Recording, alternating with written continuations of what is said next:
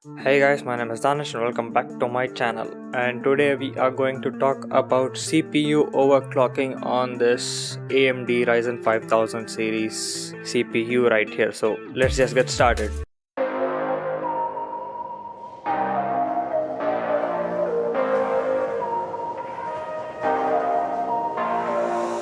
So if you haven't watched the series about overclocking that I've done, so I started out with a stock PC build which was a complete whole playlist of videos that I built up, which you can check it out in the link in the description below. And then I started to do a bunch of benchmark tests and note down the results and go and overclock each and every component one step of the way to reach my goal of increasing it to about giving me 10% more performance overall. So I started out with RAM overclocking with the DOCP/XMP profile. Then I went into the 3060 Ti GPU with the MSI afterburner with the increasing the clock speed, the memory and the fan curve and tuning it to give me about combined with the XMP about 7 or 8% overclocking performance in game and in benchmarks. And I told back then that I'm not really that comfortable with doing CPU overclocking, so I needed some time to do that. And today we are going to talk about the CPU overclocking. So I'm going to talk about the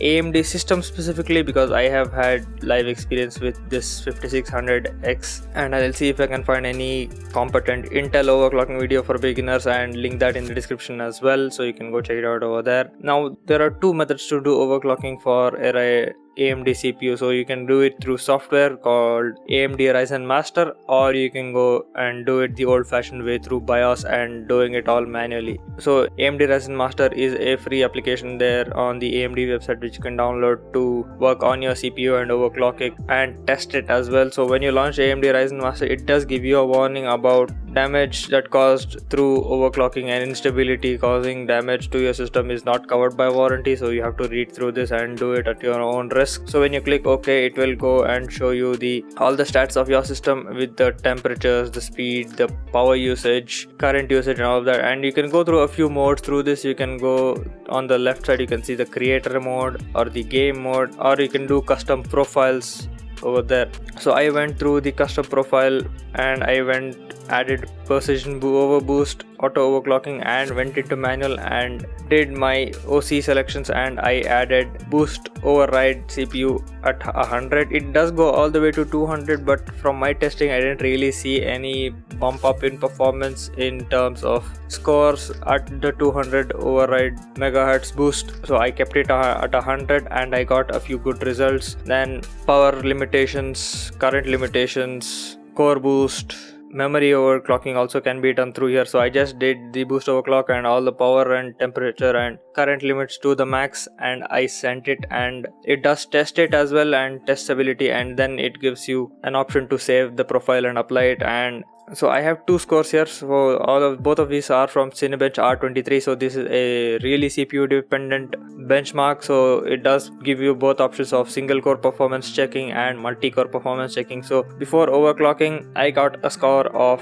10,625 combined for the multi-core and a 1520 single core with the maximum frequency that the CPU boosted up to at 4650 MHz. So the stock is 3700 MHz, so I boosted to 4650 MHz on stock. So this is helped a lot because of the all-in-one liquid cooler of 240mm size over here. So it does actually bring the temps a lot lower, and the max I hit was 65 degrees Celsius at the performance during the test. And after the overclock, I got a score of 11,251 and a single core score of 1564, and the max boost clock of 4850 MHz where it was 4650 over there, and maximum temperature of 74 degrees. So it went up a 10 degree of temperature. And I guess beyond this, if you want to push it to 200 MHz, you might have to go for a larger 360mm rad or liquid metal or something like that to get even more temperature drops, or de-lidding, which are all complicated terms which I'll go through in another video if you want. And if you are interested in that, get subscribed to my channel for all of that content. So what does overclocking do over here? So the increased clock speed and the increased core for the single core and multi-core does do a few things. So it increases your for graphics score as well. So I did the graphic test for Time Spy and Firestrike from 3D Mark, and I already had the catalog of scores that I had done with the previous GPU overclocking. And if I'm comparing the scores, the GPU scores of those tests were literally the same, but